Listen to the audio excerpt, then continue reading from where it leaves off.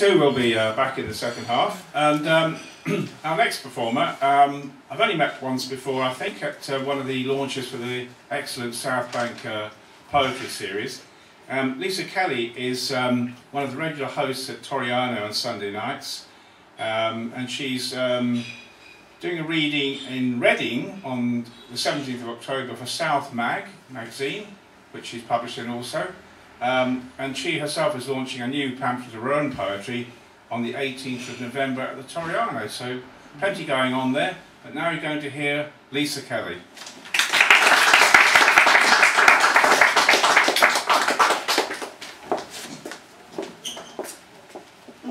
Thank you, and I'd just like to say I'm hosting on Sunday, this coming Sunday, and Patrick will be reading. He promises it will be a different set.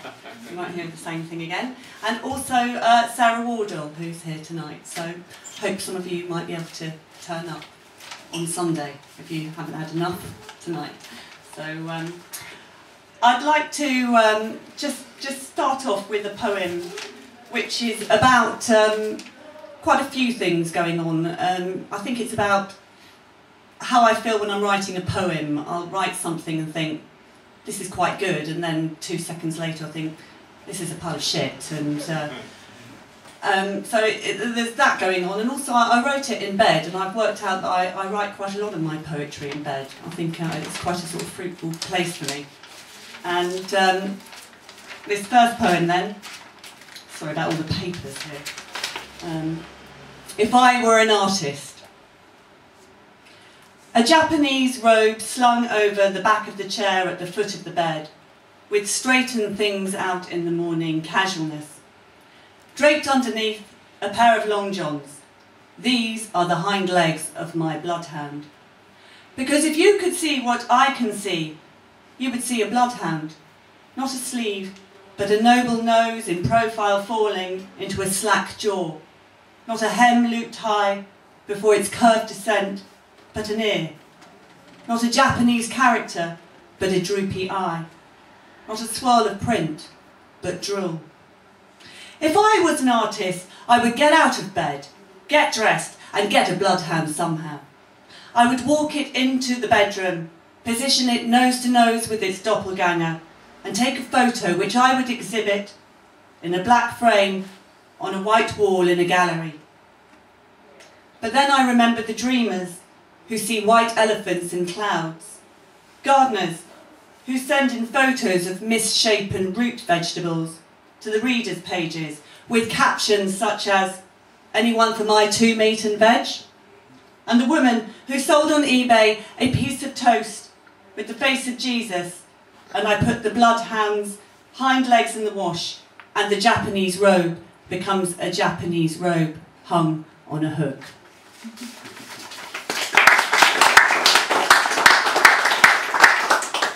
So again, back to bed, another poem that I wrote while lying about in bed. And I think, again, it's about inertia and about, I mean, I like to think of myself as somebody who will actually go out and help somebody if they're in desperate need, but after writing this, I'm not so sure. A reliable witness. The radio's babble from the bathroom, the intermittent car alarm, the slap of rain against the blinded window. These sounds sound right. 2 gunshots don't. Still, it's not enough to make me relinquish my bed. The duvet's warmth, the cup of tea, the precious solitude keep me where I am. I make a mental note to look at my watch on the windowsill when I go to the loo. That way I can make an educated guess at what time I heard the gunfire if the police appeal for information. But I don't want them to think I'm lazy, so I'll tell them it was before 7:30 and I was making breakfast for the children. Around 7:23 I'll say, yes, I'm sure it was 7:23. I was boiling 2 eggs and I put them in the water at 7:19, and I remember glancing at the clock on the kitchen wall and thinking, it's 7:23, 4 minutes in the boiling water, they're nicely done now with the yolk soft and the white not too soggy, so I'll take them out, and that's when I heard the gunshot twice. I think that sounds convincing, especially a bit about boiling eggs for 4 minutes. Attention to detail always rings true. I certainly don't want the police to know I give my children biscuits for breakfast. The next thing you know, they'll be on the phone to social services and okay, some poor cow might have lost her life, shot twice in the head by her jealous husband.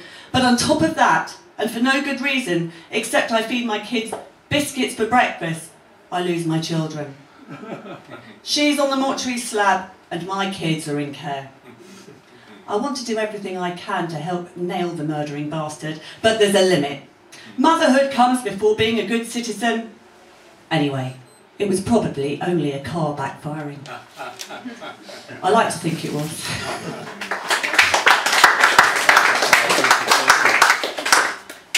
And perhaps a more reliable witness. Yeah, I was talking to Patrick earlier about things in the news, and this one I cheated a bit. I put in sort of a reference recently that wasn't there before. It's about you know, the sort of proliferation of cameras everywhere, sort of, you know, and I think there was a report by Big Brother Watch about how they're putting them in schools and toilets and changing rooms. So, but I wanted to give a voice to what is often a very unreliable witness, and see what the CCTV camera thinks of its own job.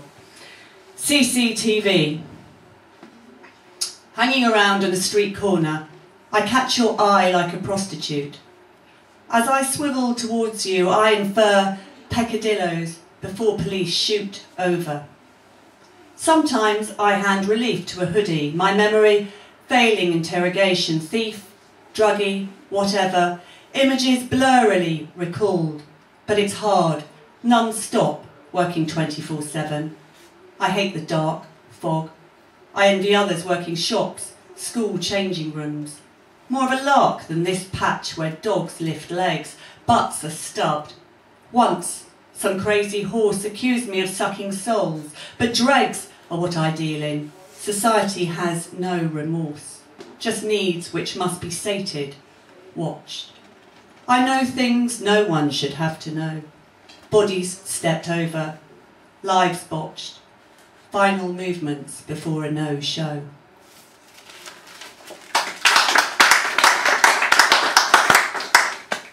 And again, as me saying, you know, I'm quite a law-abiding citizen, but one time I did get on the wrong side of authority, and it really incenses you when you're actually in the right, which I was, and nobody believed me, and I was just getting on everybody's nerves. It just makes you wonder how some people, you know, who are picked on often, and their sense of outrage, because it really is, it just gets you here. Off track.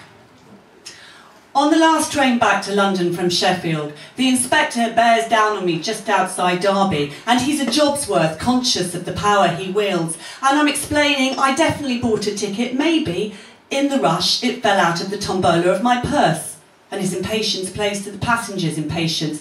And he says, I must get off at the next stop, or it'll get worse. And he's going to call the transport police, and I'm incensed. And we reach Derby, and in the tense wait, I find my ticket. But he's back with 2 policemen, and I show them, look. And he says she's picked it off the floor as having none of it. And I'm escorted off the train to be interrogated and booked. And as some passengers clap at my removal, I'm cowed by how right is railroaded by the destination of the crowd. I did write to British Rail about that, but nothing happened.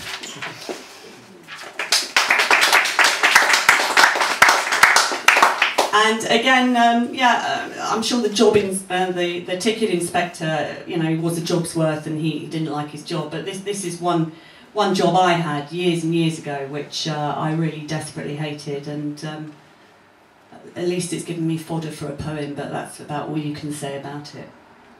Waiting at Frinton-on-Sea Golf Club.